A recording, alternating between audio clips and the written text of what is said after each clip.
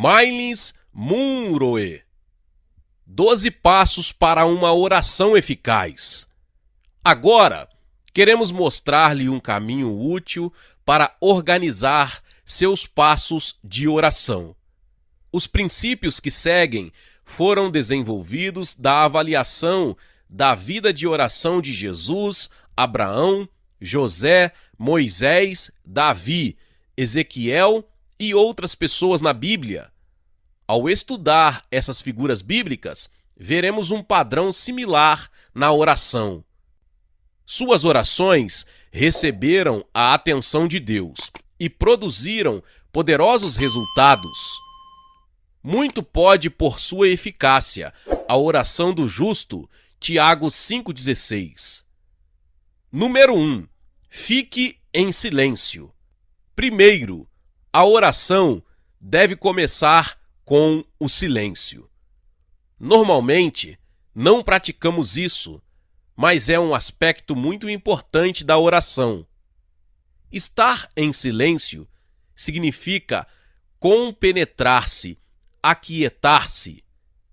Em Mateus capítulo 6, verso 6, Jesus disse: Tu, porém, quando orares, entra no teu quarto e, fechada a porta, orarás a teu Pai que vê em secreto, te recompensará. Jesus está nos dizendo para irmos a um lugar silencioso, onde não há nenhuma perturbação. Na época do Novo Testamento, muitas casas tinham terraços, e as pessoas subiam até ali para orar. Era um lugar de silêncio. Ao subirem no telhado, se livravam do barulho e das atividades da casa. Quando você começar a orar, primeiro fique em silêncio e elimine qualquer distração. Não dá para orar com crianças correndo, o CD tocando, a televisão ligada e as pessoas fazendo perguntas. Oração requer compenetração. Seus pensamentos, sua atenção e sua concentração. Você precisa de isolamento ou silêncio, pois deve estar completamente compenetrado. Normalmente, somos distraídos por muitas coisas quando vamos orar. O corpo está presente, mas a mente vagueia em outro lugar. Podemos estar experimentando todo tipo de emoções. Portanto, é necessário estar num lugar de silêncio e quietude. Permita que o Senhor acalme seu coração. Tu, Senhor, conservará em perfeita paz aquele cujo propósito é firme em ti, porque ele confia em ti. Isaías 26:3. A palavra em hebraico para paz é shalom, que quer dizer mais que o suficiente. Significa, portanto, prosperidade. Tudo o que você precisa é suprido em Deus. Assim, você não precisa estar distraído devido às preocupações quando estiver orando.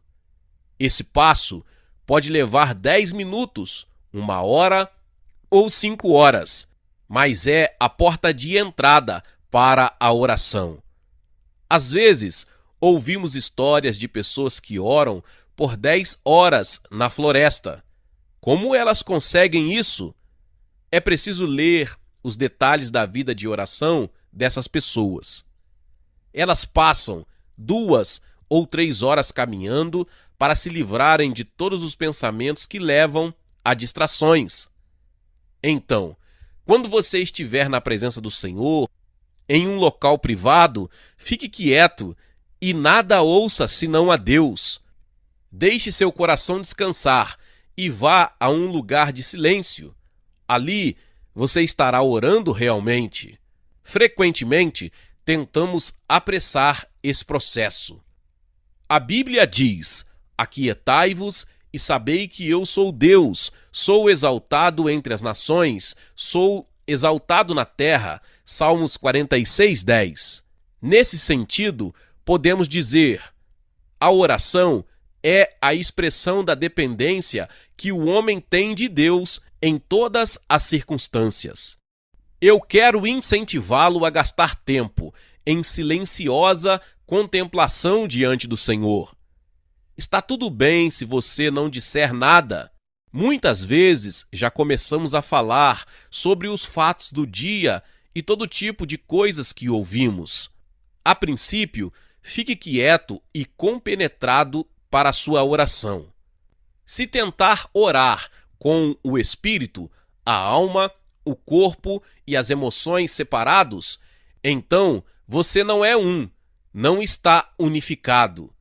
Você será incapaz de orar pela vontade de Deus com um único propósito. O silêncio ajuda a trazer a unidade de coração e de propósito de um ser humano com Deus. Em segundo lugar, adore. O segundo passo para a oração é a adoração. Esse passo corresponde à santificação do nome de Deus, mencionado por Jesus na sua oração do Pai Nosso. Veja Lucas 11, 2.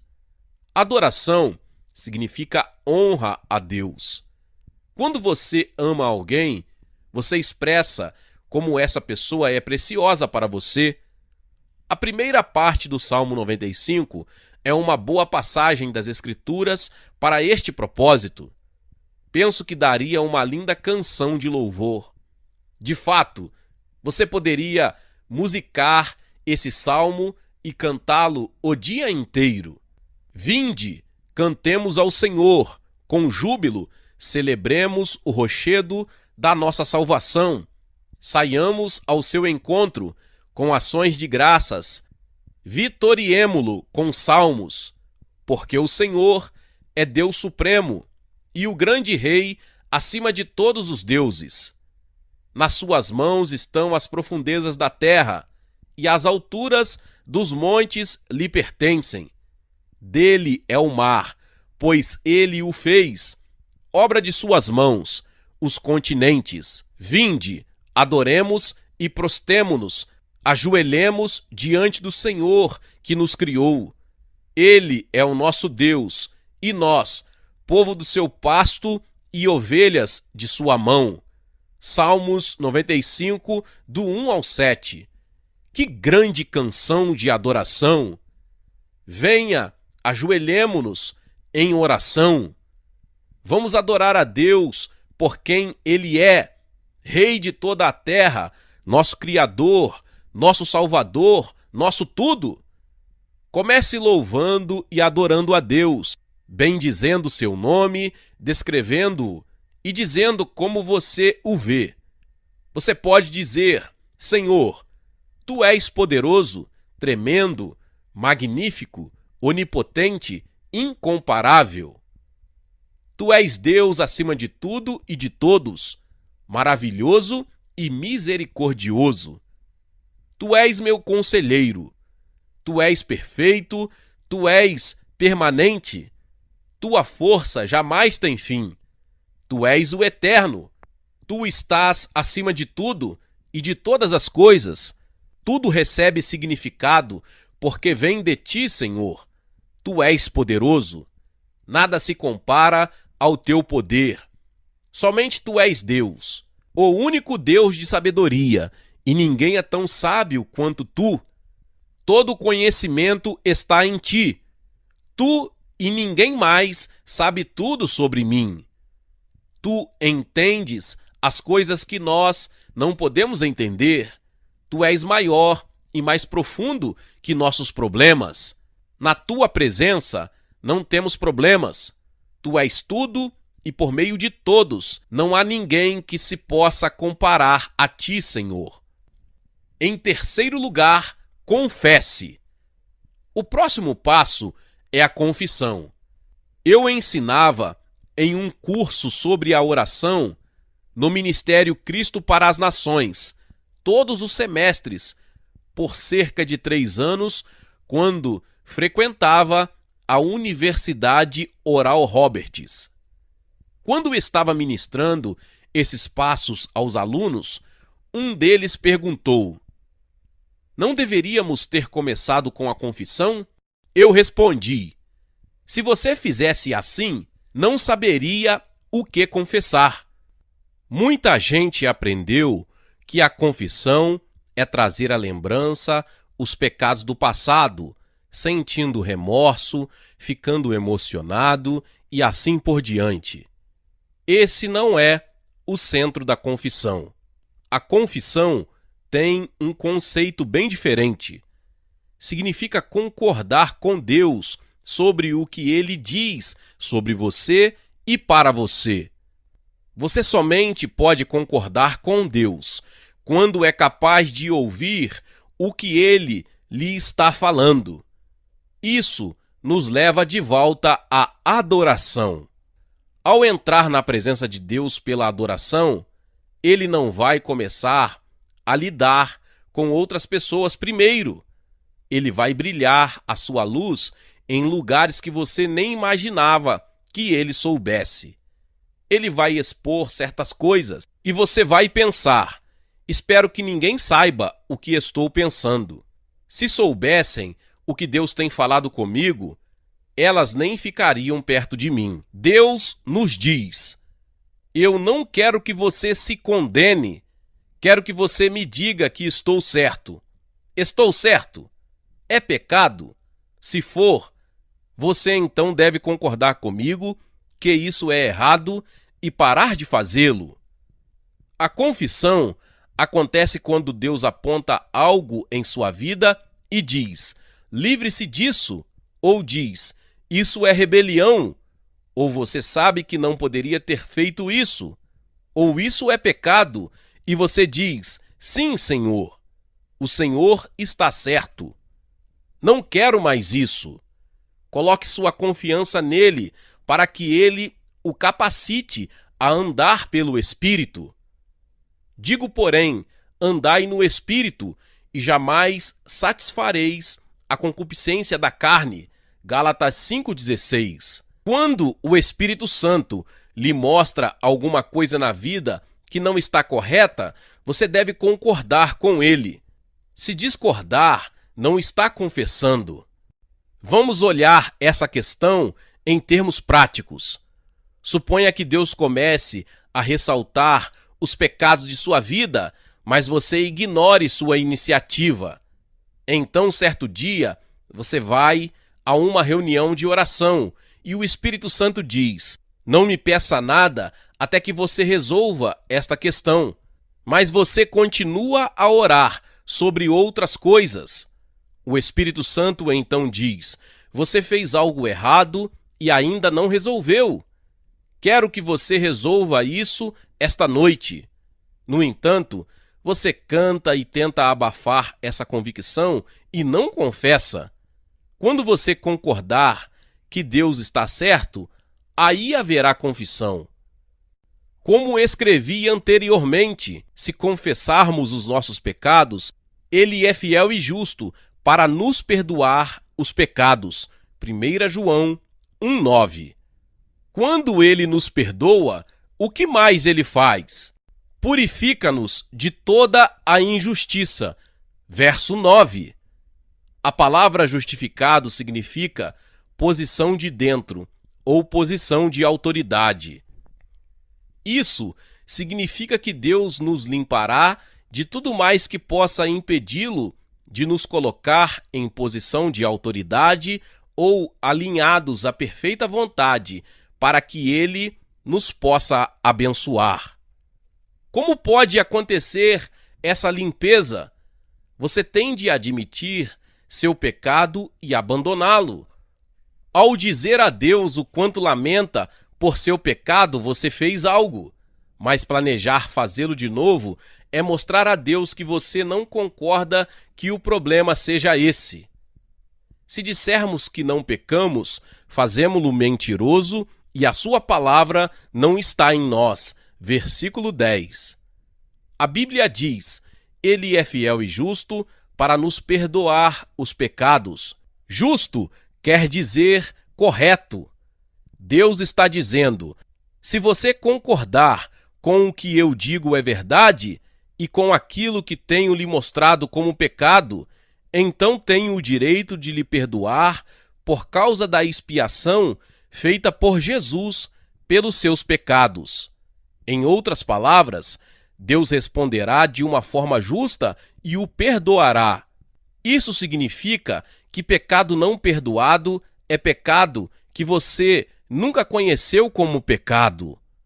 Quando você permanece irredutível e continua pecando, Deus não pode lavá-lo disso. Assim, a adoração leva-o a gastar tempo em oração, tratando a si mesmo. Creia-me, só existe uma maneira para você conhecer seu próprio coração, deixar Deus usar a maneira dele para revelá-lo a você. Isso acontece quando você inicia esse processo. A Bíblia diz que Deus habita nos louvores de seu povo. Ao ir ao lugar de silêncio, longe das distrações, e ao começar a adorá-lo, Deus começa a habitar em seu redor. Você começa a perceber uma presença de santidade e ele começa a apontar onde não há santidade. Se você não responder, sim, Senhor, isso é verdade, ele vai dizer: eu não posso agir em sua vida se você não concordar comigo. Você está me dizendo que eu estou errado? Deus pode colocar em seu coração o desejo de procurar alguém e dizer-lhe que sente muito pelo ocorrido e lhe pedir perdão. Ele vai dizer: vamos tratar disso ou não? Você está retendo pecado em seu coração e quero que você cuide disso agora. Mas Deus, o Senhor quer que eu o procure? Olhe, você não está entendendo? Isso tem bloqueado sua vida de oração. Davi foi um dos piores pecadores do mundo. Ele cometeu adultério, concebeu um filho fora do casamento e assassinou um homem. Contudo, Deus disse: este é um homem segundo o meu coração. Veja 1 Samuel 13:14, Atos 13:27. Por que Deus disse isso sobre Davi? Se há alguém que confessava rapidamente seu pecado depois de cometido, esse era Davi. Ele sempre foi muito honesto sobre seu pecado, pois não buscava desculpas e admitia que havia pecado contra Deus. Essa coisa maravilhosa tornou sua vida de oração poderosa. Aqui está sua confissão ou sua concordância com Deus. Compadece-te de mim, ó Deus, segundo a tua benignidade, segundo a multidão das tuas misericórdias. Apaga as minhas transgressões, lava-me completamente da minha iniquidade e purifica-me do meu pecado. Pois eu conheço as minhas transgressões e o meu pecado está sempre diante de mim. Pequei contra ti somente, e fiz o que é mal perante os teus olhos, de maneira que serás tido por justo no teu falar e puro no teu julgar. Salmos 51, do 1 ao 4. Quando Davi confessou, ele disse: pequei contra ti somente, e fiz o que é mal perante os teus olhos. Versículo 4. Quando pecamos contra a natureza de Deus e seu caráter, e sua natureza e justiça, seu amor e sua graça.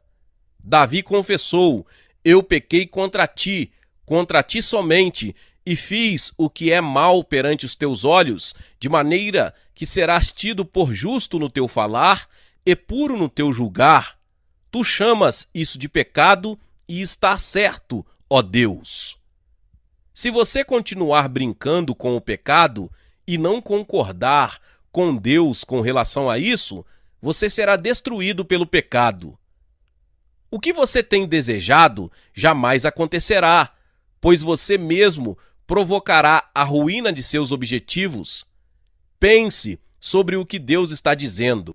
Ele diz que a confissão não significa meramente trazer à memória seu passado, mas concordar e obedecer imediatamente quando ele mostrar que você está errado. Então, Deus se aproximará de você e dirá: eu gosto desta pessoa. Ela é alguém segundo o meu coração. Ela tem a mente semelhante à minha e não pode suportar o engano. Se você fez algo errado, confesse isso rapidamente. Eu pratico esse princípio porque é algo que aprendi bem cedo na vida cristã. Trabalhei como capelão na Universidade Oral Roberts por alguns anos. Meu supervisor imediato era capelão naquela escola. Acima dele estava o deão da escola de teologia. Certo dia, eles me chamaram para uma reunião durante a qual conversamos sobre problemas de nosso departamento. Eu havia feito algo não muito certo para ajudar uma pessoa e fiquei sentado explicando por que fizera aquilo. No meio de minha explicação, o deão me interrompeu e disse: espera aí, jamais faça isso se quiser a bênção de Deus sobre você. Fazer o quê? Perguntei. Ele respondeu: você não se arrepende de nada que justifica, nem se lamenta por tudo que explica. Tudo que você explica, não lamenta. Diga apenas: eu estava errado, me perdoe, e peça perdão a Deus.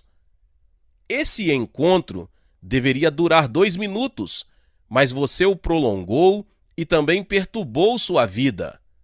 Não leve esse hábito para fora deste escritório. Se alguma vez você perceber que está errado, apenas confesse, concorde, peça perdão e siga com sua vida. Qualquer que seja sua justificativa, ela não representa arrependimento. Talvez você se justifique porque voltou a cair em certo pecado.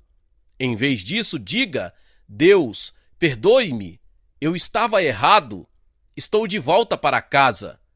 Não se estenda em explicações longas sobre por que pecou e tudo mais. Deus lhe pergunta: é pecado? Sim. Bom, você concorda comigo que é pecado? Agora sim, eu lhe perdoo. Lavarei você de toda a injustiça. Deixe-me lavá-lo. Deus é fiel. Uma vez lavado por ele, ninguém pode condená-lo. Quem intentará acusação contra os eleitos de Deus? É Deus quem os justifica. Quem os condenará? Romanos 8, 33 e 34. Em quarto lugar, dê graças. Depois de confessar, comece a dar graças. Regozijai-vos sempre, orai sem cessar. Em tudo dai graças, porque esta é a vontade de Deus, em Cristo Jesus, para convosco. 1 Tessalonicenses capítulo 5, versos 16 ao 18. Ação de graças é a vontade de Deus para nós. Naturalmente que depois de ter confessado, você pode dar abundantes graças, porque seu coração está livre. Deus não somente lhe dá a liberdade, mas também algumas coisas para você ser grato por elas. Ele acabou de lhe perdoar por seu pecado e você tem o bastante para ser grato por horas. Davi estava pensando em ações de graça quando confessou: livra-me dos crimes de sangue, ó Deus, Deus da minha salvação, e a minha língua exultará a tua justiça. Abre, Senhor, os meus lábios e a minha boca manifestará os teus louvores. Salmos 51, 14 e 15. É assim que se ora. Na verdade, esse salmo de confissão termina com adoração. Sacrifícios agradáveis a Deus são o espírito quebrantado, coração compungido e contrito, não o desprezarás, ó Deus. Então te agradarás dos sacrifícios de justiça, dos holocaustos e das ofertas queimadas, e sobre o teu altar se oferecerão novilhos sobre o teu altar. Salmos 51, 17 e 19. No Antigo Testamento, oferecer sacrifícios e queimar ofertas eram métodos de adoração. Se você já se confessou diante de Deus, então seu coração está justificado e você pode oferecer sacrifícios de louvor a Deus. Veja Hebreus 13:15. Em quinto lugar, suplique. O próximo passo é suplicar. Filipenses 4:6 diz: Não andeis ansiosos de coisa alguma, em tudo, porém, sejam conhecidas diante de Deus as vossas petições pela oração e pela súplica, com ação de graças. Suplicar é uma palavra que implica três coisas: interceder, pedir e meditar. Ao meditar, eu me disponho a uma paixão profunda.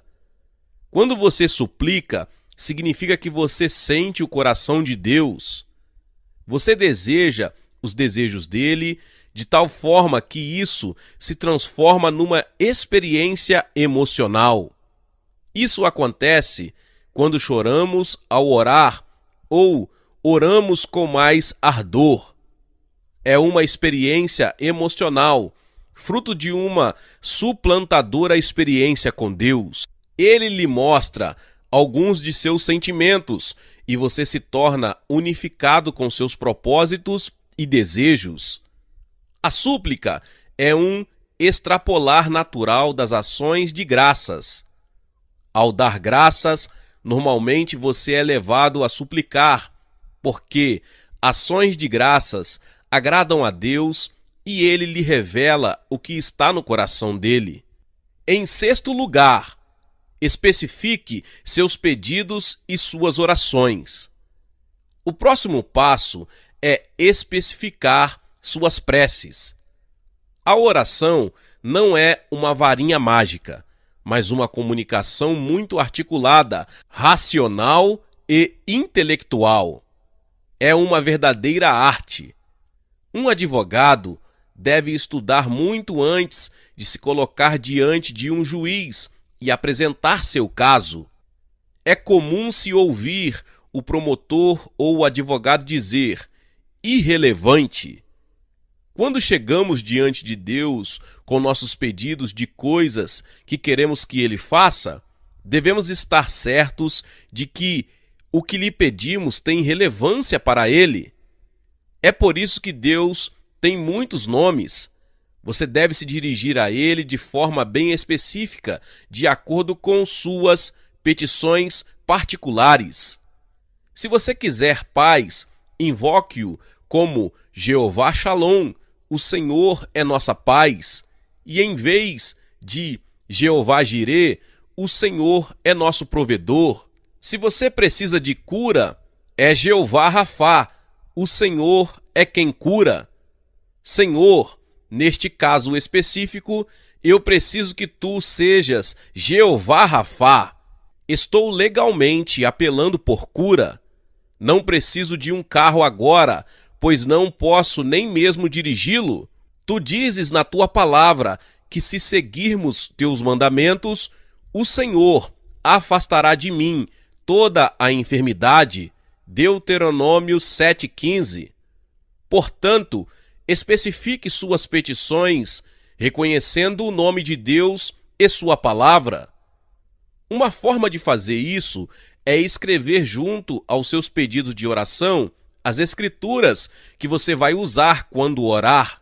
Repetindo, a oração deve ser intencional e prática. Não é algo que se lança a ermo. É bom ter as coisas escritas bem especificamente. Então, quando você orar sobre sua lista de petições, Deus saberá que há uma intenção e um pensamento por trás de seus pedidos. Quando você ora por qualquer pedido e está orando de acordo com a palavra de Deus, Ele mandará ajuda para cada pedido. Esta é a confiança que temos com Ele, que se pedirmos alguma coisa, segundo a sua vontade, Ele nos ouve.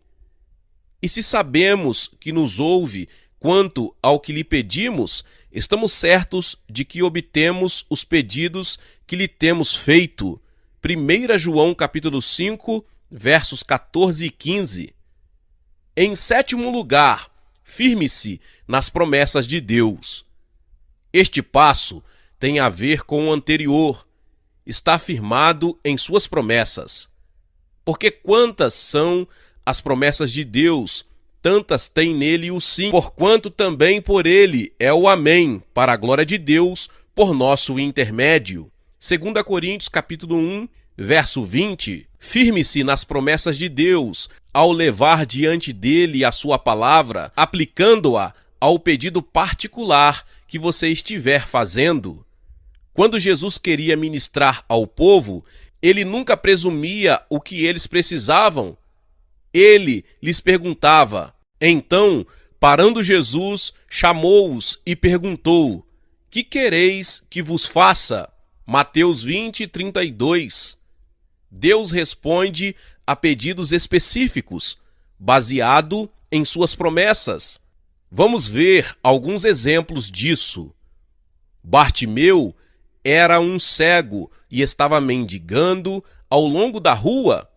Ao ouvir que Jesus estava se aproximando, ele disse: Jesus, filho de Davi, tem compaixão de mim? Marcos 10, 47. Jesus foi até ele e lhe disse: que queres que te faça? Marcos 10, 51.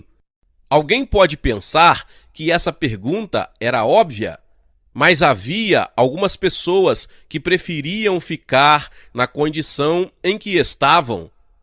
As pessoas deveriam dizer a Jesus exatamente o que queriam. Então Jesus lhe disse: vai, a tua fé te salvou.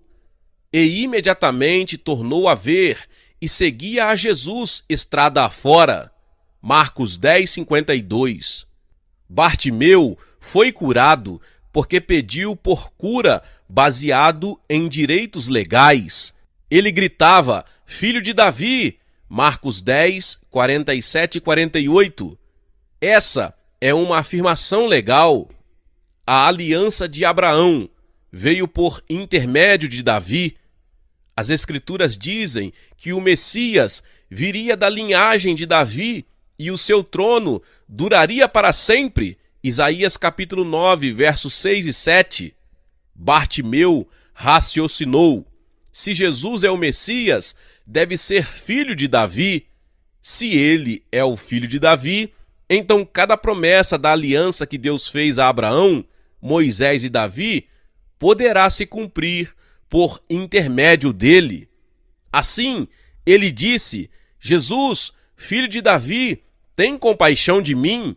Marcos 10, 47 e 48. E Jesus lhe disse: vai, a tua fé te salvou. Versículo 52. O homem mereceu a cura porque pediu especificamente por intermédio das promessas. Da mesma forma, devemos nos firmar nas promessas quando orarmos. Agora, vamos ver o caso em que a pessoa curada não pediu a Jesus pela cura, mas ainda assim foi curada, e a cura foi baseada nas promessas. Num dia de sábado, Jesus foi a uma sinagoga, levantou-se e leu as Escrituras. Havia uma mulher na multidão que tinha um problema nas costas. A Bíblia diz que ela era encurvada e mal conseguia se erguer.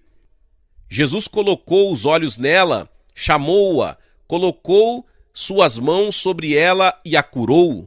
E a Bíblia diz: impondo-lhes as mãos, ela imediatamente se endireitou e dava glória a Deus. Lucas 13, 13. O líder do templo e os outros líderes religiosos começaram a murmurar entre si, dizendo: como ele ousa curar no sábado? Jesus voltou-se para eles e lhes disse: por que motivo não se devia livrar desse cativeiro em dia de sábado esta filha de Abraão, a quem Satanás trazia presa há 18 anos? Lucas 13:16. O que Jesus estava fazendo? Ele estava jogando fora pilhas de evidências.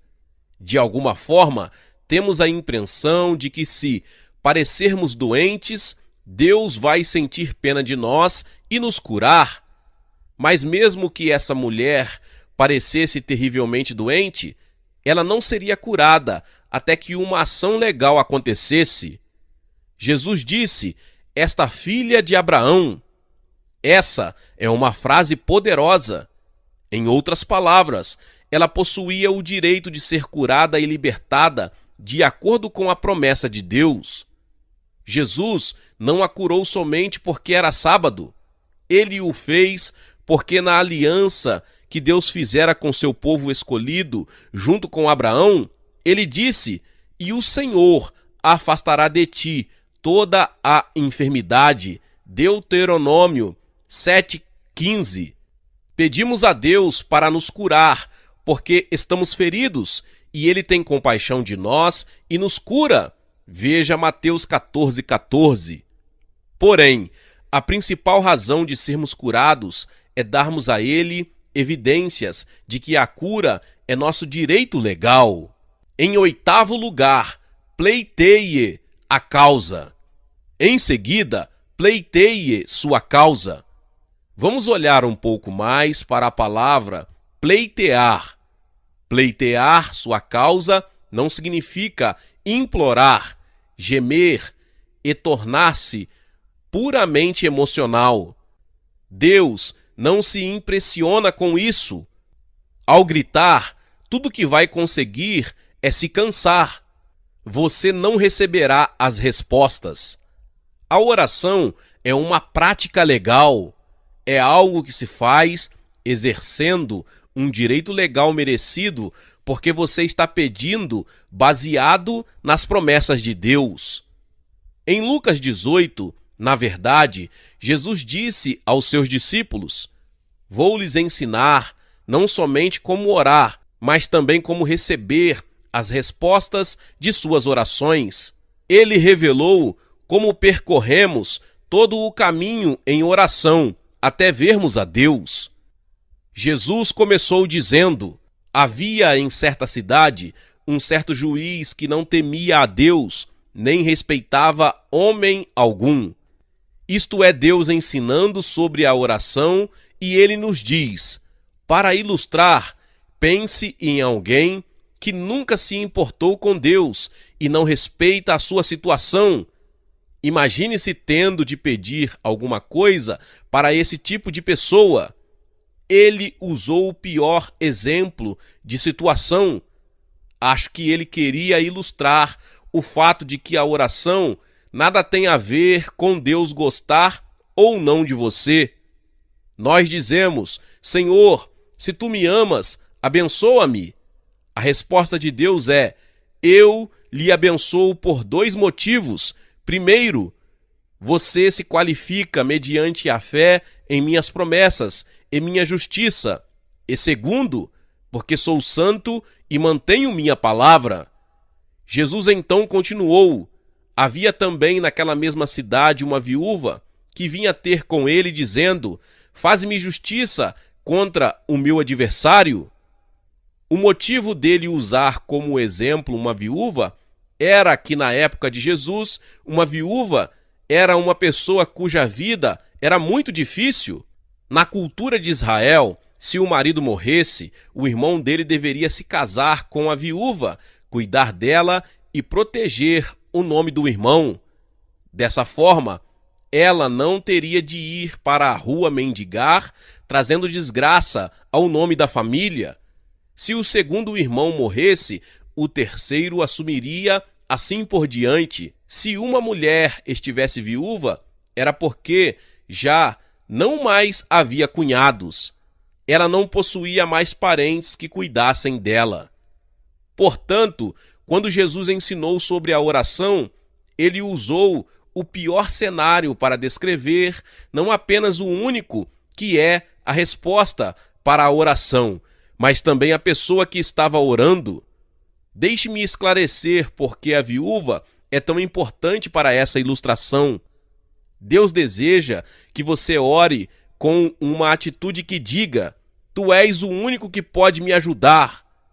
Frequentemente oramos pela ajuda divina, mas temos um plano de emergência só para garantir. Deus diz: você pode orar o quanto quiser. Não vou responder até que você não tenha outro lugar para recorrer, até que você saiba que eu sou o provedor. Deus não quer ser usado como o pneu estepe. Dizemos: se não conseguir ajuda de nenhuma fonte, eu apelo para Deus. Mas Deus diz: espere um minuto, eu não sou uma opção. Aquela mulher não tinha opção, nenhuma alternativa. Às vezes, nos encontramos em situações similares. Senhor, se tu não me ajudares, vou perder esta casa. Precisamos depender completamente dele.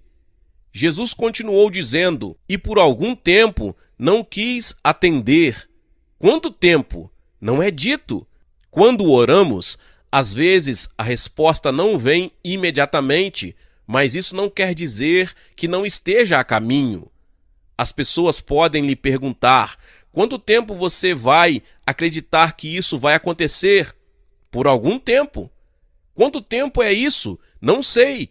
Vou insistir até conseguir, porque quem tem coração puro verá a Deus. Sem santidade, sem determinação, ninguém verá a salvação de Deus.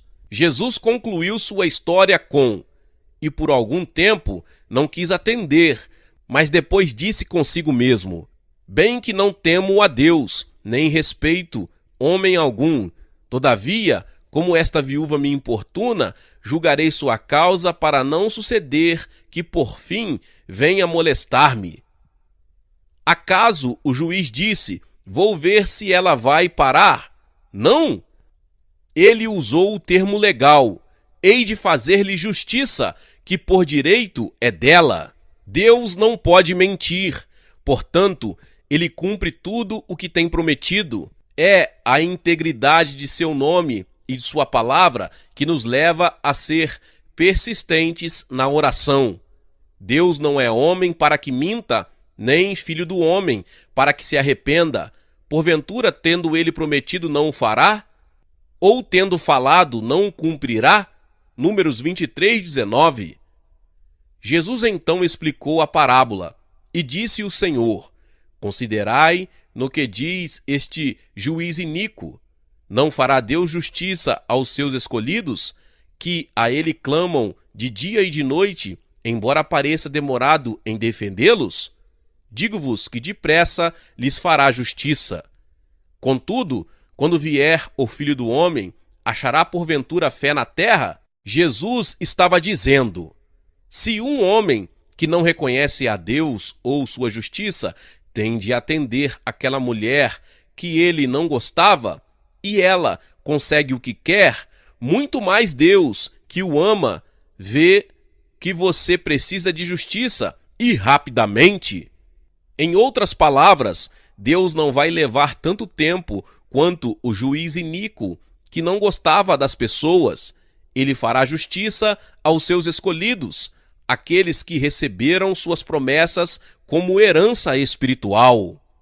Jesus acrescentou: quando, porém, vier o Filho do Homem, achará porventura fé na terra? Fé é crer nas promessas de Deus. As pessoas oram, mas não querem crer até que a resposta venha. Essa palavra nos diz que quando cremos na sua palavra e a usamos de volta como argumento para ele, Deus diz: vou respondê-lo, não porque gosto de você, mas porque sou santo. Portanto, pleiteie sua causa na palavra de Deus e na sua integridade. Em nono lugar, creia. Crer é algo muito difícil para muitos de nós. Na parábola do juiz injusto, acabamos de ver Deus nos dizer que depois de pleitearmos, devemos crer. Pedir não significa necessariamente receber. Leia cuidadosamente as palavras de Cristo nessa passagem de Marcos 11. Este é outro mini seminário sobre oração. Ao que Jesus lhes disse: tende fé em Deus, porque em verdade vos afirmo que, se alguém disser a este monte, ergue-te e lança-te no mar, e não duvidar no seu coração, mas crer que se fará o que diz, assim será com ele. Por isso vos digo que tudo quanto em oração pedirdes, crede. Marcos capítulo 11, versos 22 ao 24. Qual é a próxima frase? Que recebestes, e será assim convosco. Você prestou atenção que o verbo receber está no passado? Quando você pedir, creia imediatamente que seu pedido já foi concedido. É possível pedir uma coisa em oração e não crer. Nós fazemos isso o tempo todo. Geralmente, desistimos cedo demais. Lemos na Bíblia que Daniel orou e que no mesmo dia a resposta já estava a caminho. Porém, ele não sabia disso. Veja Daniel capítulo 10, os versos 10 ao 14 e capítulo 9, verso 23. O que Daniel fez? Ele continuou orando. Depois de 21 dias, um anjo chegou com a resposta. A questão é que Daniel não disse: bem, já se passaram 10 dias. Essa coisa não funciona. Vou voltar a fazer aquilo que estava fazendo antes. Não! Daniel acreditava que se Deus disse uma coisa, isso aconteceria. Ele não pararia de orar até que isso se manifestasse e ele visse com seus próprios olhos. Você crê que aquilo que você pediu naquela noite passada vai acontecer? Quero que você confesse isso. Senhor, eu creio. Você pode não crer todo o tempo. Talvez tenha uma tendência à dúvida.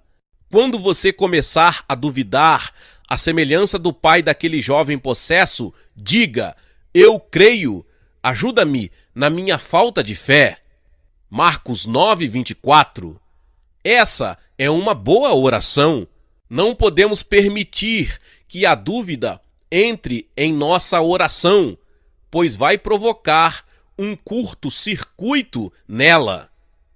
Se, porém, algum de vós necessita de sabedoria, peça a Deus, que a todos dá liberalmente e nada lhes impropera, e ser-lhe-á concedida. Peça-a, porém, com fé, em nada duvidando, pois o que duvida é semelhante à onda do mar, impelida e agitada pelo vento. Não suponha esse homem que alcançará do Senhor alguma coisa, homem de ânimo dobre, inconstante em todos os seus caminhos. Tiago capítulo 1, versos 5 ao 7. Em vez disso, ao crer que você já recebeu o que pediu, será seu. Em 10º lugar, dê graças. Depois de crer, ofereça novamente ações de graças. Vamos comparar as duas ações de graças. Há uma progressão na oração. A primeira ação de graças expressa sua apreciação pela misericórdia e pelo perdão de Deus. A segunda ação de graças é pela grande demonstração de fé. Você agradece a Deus por aquilo que ainda não vê, mas crê que já está feito. Isso requer fé.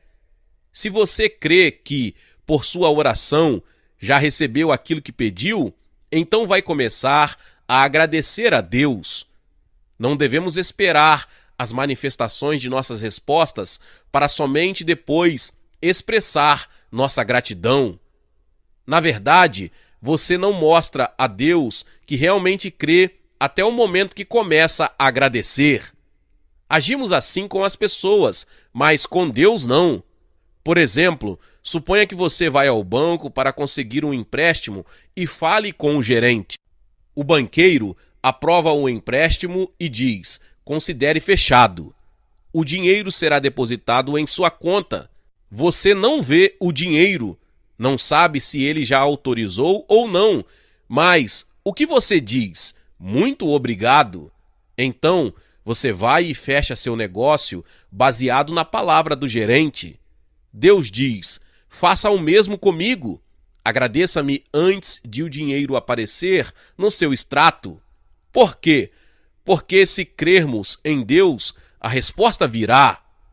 Muitas vezes, nós mesmos bloqueamos as respostas às nossas orações. A resposta estava a caminho, mas saímos dizendo: não vou mais perder meu tempo acreditando nisso, de jeito nenhum. E o que acontece? Não suponha esse homem que alcançará do Senhor alguma coisa. Tiago 1,7. Não bloqueie suas orações, comece a agradecer e agradeça a Deus até a resposta se manifestar. Se alguém lhe perguntar amanhã como estão as coisas, diga: estou agradecendo a Deus pelo que ele já fez. Se alguém lhe perguntar como você está se sentindo, diga: muito bem. Por quê?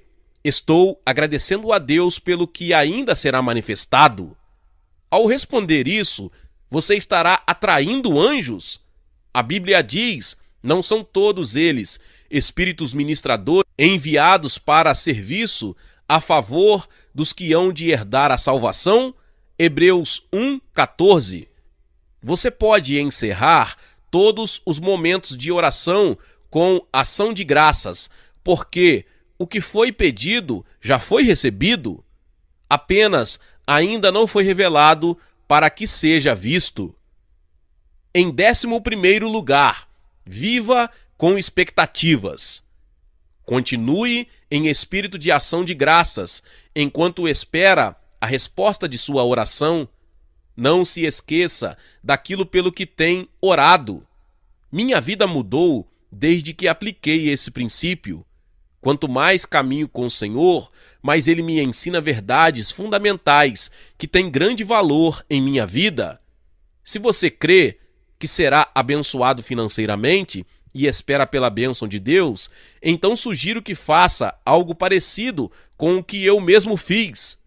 Alguns anos atrás, eu disse ao meu gerente: quero abrir uma conta nova. Ele perguntou: para quê? Eu respondi: para uma coisa que eu estou aguardando. Tenho várias contas naquele banco, mas eu disse: essa aqui é diferente, é a conta da bênção. Estou esperando que meu Deus me abençoe e quero provar a Ele que, enquanto espero, já providenciei o lugar onde Ele possa colocar a bênção. Se colocar na conta corrente, posso não guardá-la, mas se for na poupança, ela pode se misturar. Por isso, vou dar a Deus um alvo onde Ele possa mirar as bênçãos. Depois que abri aquela conta, tive mais dinheiro que jamais tive antes em toda a minha vida. Muitas vezes, as pessoas me procuram e dizem: Pastor Marlins, estou orando por um trabalho. Então, eu lhes pergunto: quantos formulários de emprego você já preencheu?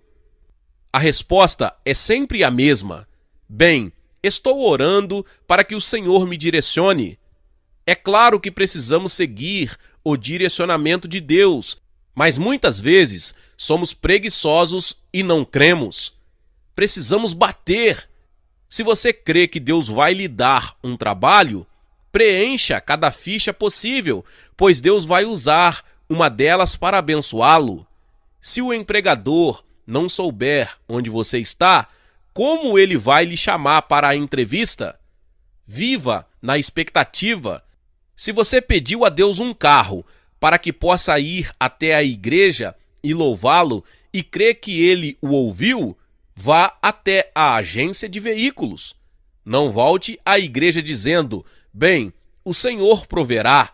Vá até a agência dar uma olhada nos carros. Por quê? Porque você espera que Deus faça algo. Talvez você esteja orando por seu futuro cônjuge. Revele o seu melhor. Essa pessoa pode aparecer hoje. Se você não tiver expectativa, é sinal de que não crê. Faça os preparativos para a sua resposta. Talvez esteja orando por um armário novo. Creia em Deus e depois abra o espaço para colocar o armário dentro de sua casa? Você precisa que Deus o abençoe com roupas novas este ano? Comece a doar as roupas velhas. Se alguém perguntar: o que você está fazendo? Diga: estou abrindo espaço para minha resposta. Efésios 3:20 diz: ora, aquele que é poderoso para fazer infinitamente mais do que tudo quanto pedimos ou pensamos, conforme o seu poder que opera em nós. Em 12º lugar, pratique uma fé ativa. O último passo é praticar uma fé ativa que demonstre que você está vivendo uma expectativa. É o que Jesus quis dizer com buscai e batei. Em Lucas capítulo 11, verso 1, quando os discípulos pediram: Senhor, ensina-nos a orar, ele ensinou-lhes um modelo de oração. O 9º verso é parte desse discurso sobre a oração. E por isso vos digo: pedi e dar-se-vos-á, buscai e achareis, batei e abrir-se-vos-á. Jesus está nos dizendo: não pare depois de orar, levante-se e vá atrás de seu pedido. Você encontrará o que buscou. Pode ser que esteja por trás de portas fechadas. Se esse for o caso, bata. Se você crê que algo é seu, ou deveria ser seu por direito, nenhuma porta ou barreira pode impedir que você tenha o que Deus já lhe deu. Quando o diabo tentar retê-lo, continue insistindo até que a porta caia no chão. De acordo com a palavra de Deus, se você bater, vai acontecer. Esse é o significado da oração ativa. Mais uma vez, repito, se você depositou sua fé em Deus numa nova casa, vá procurá-la. Dê uma volta de carro na vizinhança para ver o tipo de casa que você quer. Use sua fé na proporção de sua confissão. Diga: Deus, eu creio que tu estás neste negócio. Ligue para os corretores e pergunte o que vocês têm no mercado. Peça às pessoas que moram na região que o informem caso saibam de alguma casa à venda. Às vezes, as bênçãos vêm por intermédio de bens que nos são repassados de seus antigos donos. Gostaria de compartilhar com você o que o Senhor tem falado comigo sobre bens reutilizados. Quando os israelitas chegaram a Canaã, eles precisavam de um lar. Os cananeus já estavam morando lá. Por que Deus os expulsou e recolocou Israel em seu lugar? Porque os cananeus eram o povo mais diabólico, pagão e ímpio de toda a Bíblia. Milhares de bebês morriam todos os anos nas mãos dos sacerdotes cananeus. Quando um cananeu queria boa sorte, levava seu bebê para ser sacrificado. O sangue de uma criança escorria pela terra, e assim a terra se corrompeu com essas práticas cananeias. Eles perderam a terra porque abusaram dela. Esse princípio básico ainda permanece até hoje. Há pessoas que não vivem corretamente de suas propriedades, lhes são retiradas. Essas propriedades são dadas por Deus aos justos. No entanto, preste bastante atenção. Essa propriedade precisa ser usada para abençoar não somente nós mesmos, mas também os outros, porque senão também poderemos ser removidos. Você se lembra do que aconteceu quando os israelitas começaram a corromper a terra com suas abominações? Deus disse, essencialmente: eu vou espalhar vocês pelas nações. Entretanto, ele também disse: se me obedecerem, eu os trarei de volta. Veja Neemias capítulo 1, versos 8 e 9.